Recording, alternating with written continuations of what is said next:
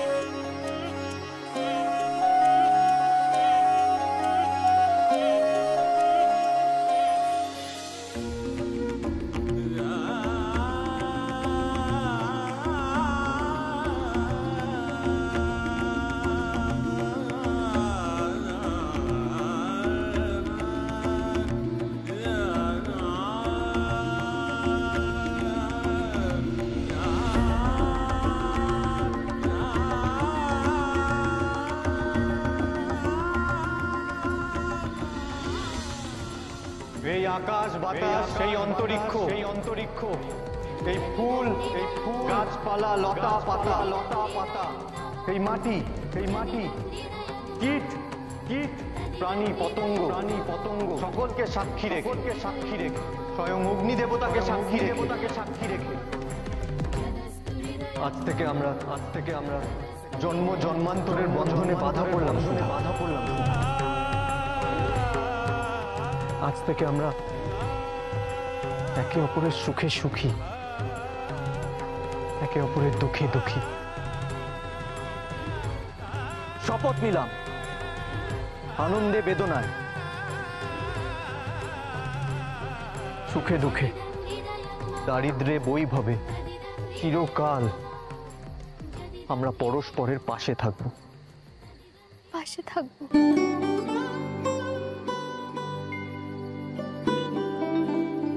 এবার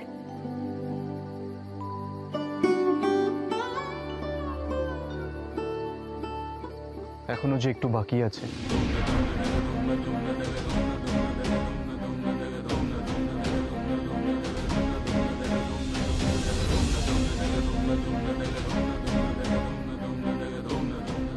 ও কি? ও ওদিকে যাচ্ছে কেন?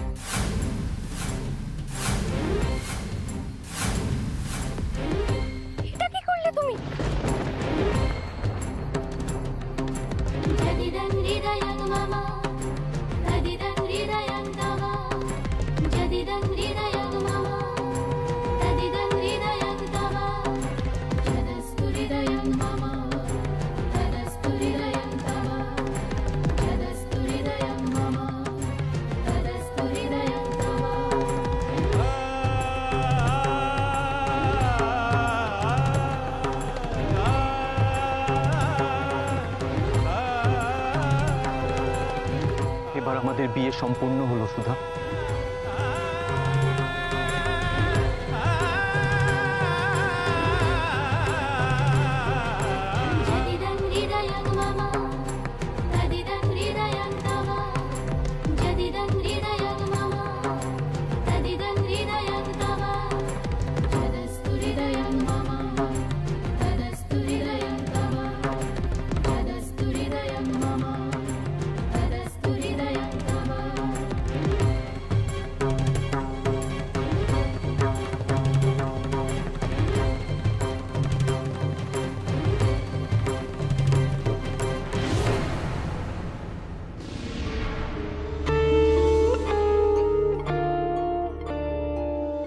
মহারাজ,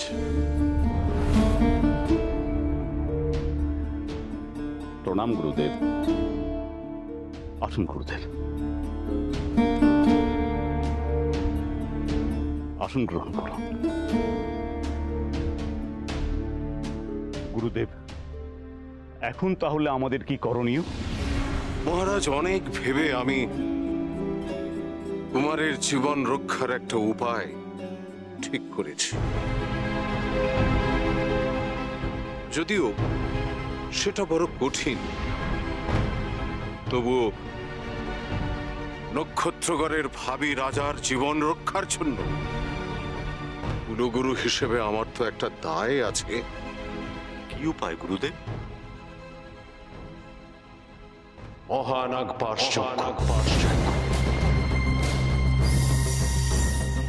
আর আমি স্থির করেছি সেই যজ্ঞ আমি কুমারের জন্য আজই করব।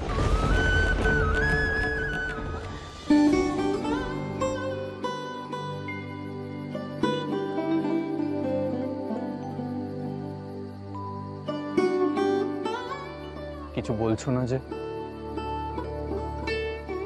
কি বলবো, আমার যে এখনো বিশ্বাস হচ্ছে না। সত্যি আমাদের বিয়েটা এভাবে হবে, সেটা কি আমিও কখনো ভেবেছিলাম? সব যেন স্বপ্নের মতন মনে হচ্ছে। আমাদের বিয়ে হয়ে গেছে সুধা।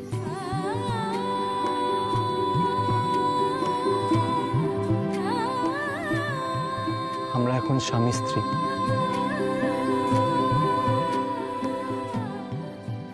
তুমি আমাকে অগ্নিসাক্ষী করে বিয়ে করলে। আমার না হয় কেউ নেই, মা বাপ সাতকুলে কেউ নেই, কিন্তু তোমার আছে। আমার সবাই আছে। তারা যে কিছুই জানলেন না, না আমায় তারা চিনলেন, আর না আমি তাদের আশীর্বাদ পেলাম।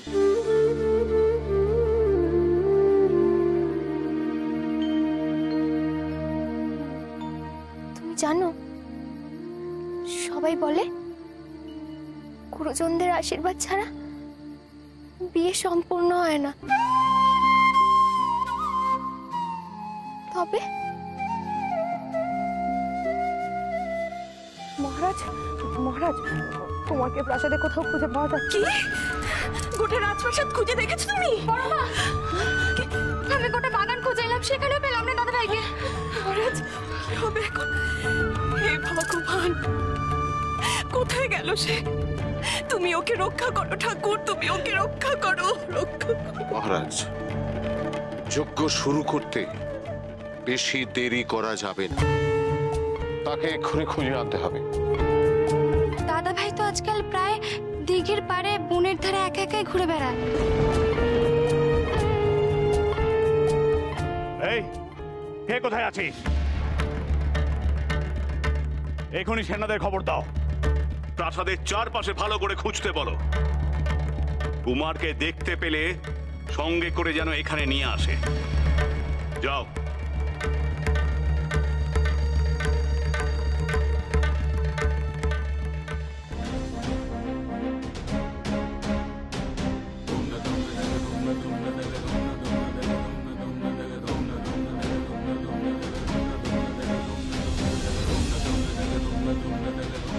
তুমি কোথায় যাও, কি করো, কোনোটাই কিন্তু আমার দৃষ্টি এড়ায় না।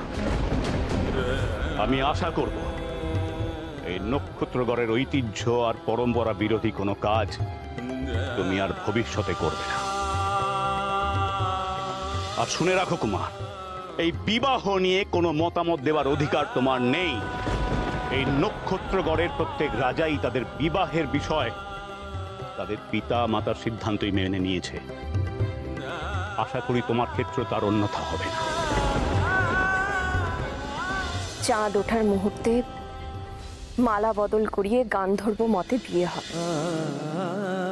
এভাবে বিয়ে না করলে সত্যি সুধার সাথে আমার বিয়ে হতো না। বাবা যে রাজকুমারীদের সাথে আমার বিয়ে ঠিক করেছিলেন,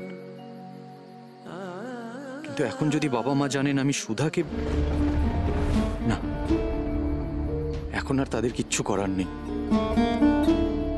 আমি যাকে ভালোবাসি তাকেই জীবনসঙ্গী করেছি। কি ভাবছো? তোমার বাড়ির মানুষেরা আমাকে আশীর্বাদ করবেন না? সবার আগে সুধাকে জানাতে হবে আমার আসল পরিচয়। এই সত্যি আর লুকিয়ে রাখা উচিত হবে না। নিশ্চয়ই করবে।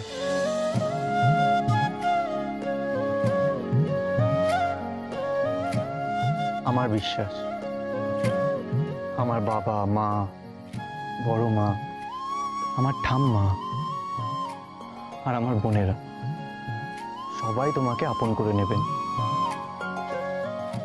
সত্যি আমার সে ভাগ্য হবে? এতদিন অনাথ ছিলাম, কিন্তু আজ ঠাকুরের আশীর্বাদে আমার এত বড় একটা পরিবার হবে। কি কাঁদছো কেন? আমি তোমাকে সেখানে নিয়ে যাব, কিন্তু কিন্তু কিন্তু কি?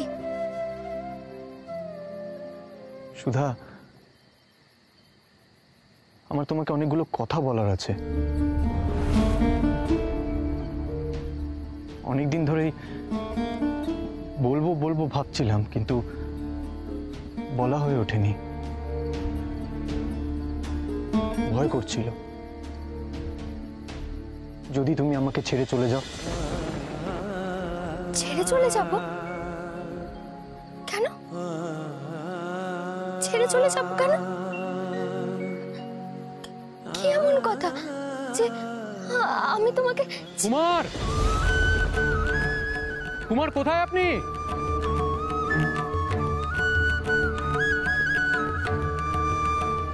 সর্বনাশ, প্রহরীরা দেখছি আমার খোঁজে এদিকে আসছে। কি হবে এবার? ওরা মনে হয় কাউকে ডাকছে। কাকে ডাকছে ওরা? ওরা মনে হয় আমাকে কুমার! খুঁজছে। কুমার কোথায় আপনি? কুমার, কুমার,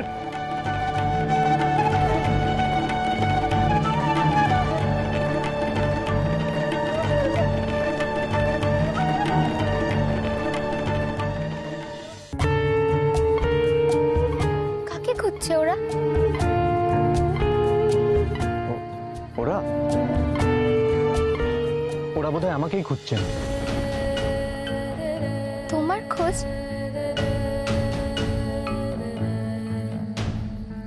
কিন্তু ওরা তো রাজার সেনা, তোমাকে কেন যেতে হবে? রাজবাড়িতে নিশ্চয়ই কোনো প্রয়োজন হয়ে থাকবে। রাজপুত্র হয়তো আমাকেই খুঁজছেন। আমাকে এবার যেতে হবে সুধা।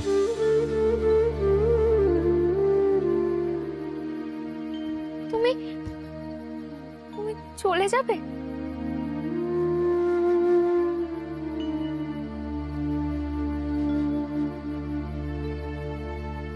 আমি বাড়ি গিয়ে সকলের সাথে কথা বলে তারপর এসে তোমাকে নিয়ে যাব।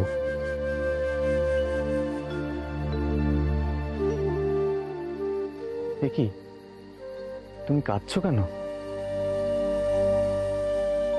আমি তো বললাম আমি আবার ফিরে আসবো তোমার কাছে। কখন?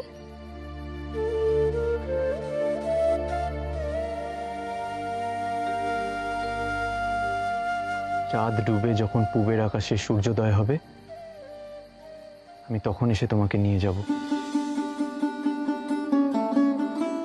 তুমি তৈরি থেকো।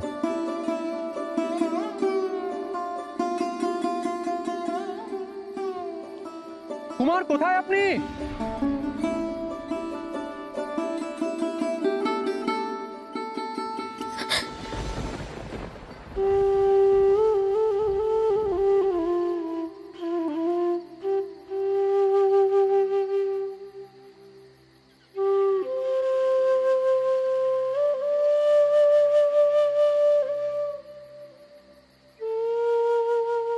আমায় ক্ষমা করো সুধা, বিদায় বেলাতেও তোমায় মিথ্যে বলতে হলো, কিন্তু কথা দিচ্ছি কাল আমি যখন তোমায় নিতে আসব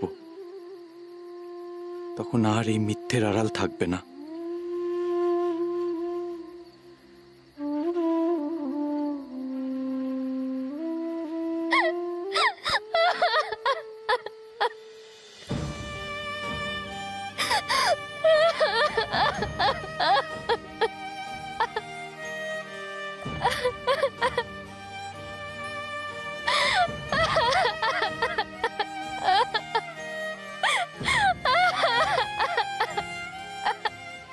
কুমার!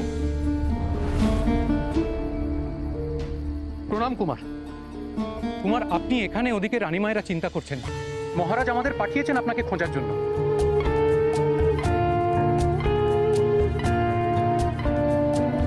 চলুন।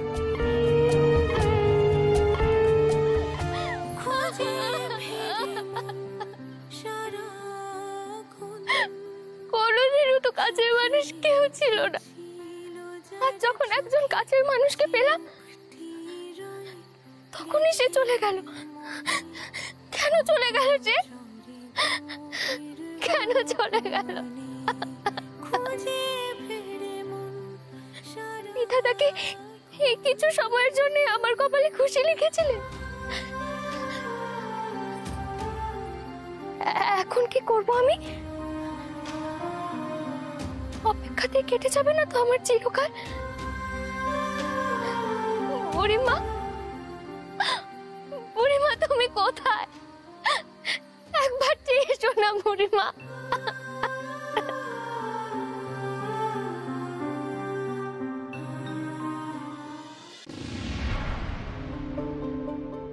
কেন কেন কিছুতেই বুঝতে পারছি না। আমি ঘুমিয়ে পড়লাম কেন? কেন? রাজকুমারী, তুমি বারবার আমাকে কেন একই প্রশ্ন করে চলেছ?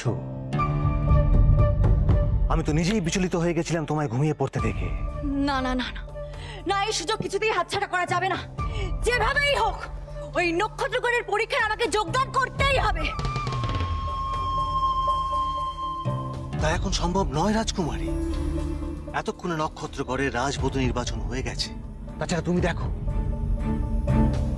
এখন রাতও গভীর হয়ে গেছে রাজকুমারী।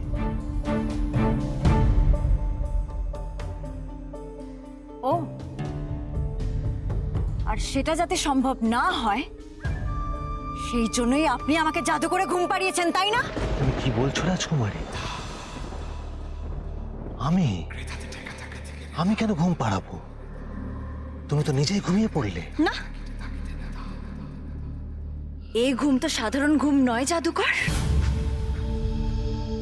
মায়া ঘুম ছাড়া কারোর পক্ষে এভাবে সারাদিন ঘুমিয়ে থাকা অসম্ভব। আর আমাদের এই রাজ্যে মায়া জাদু জানে একমাত্র আপনি।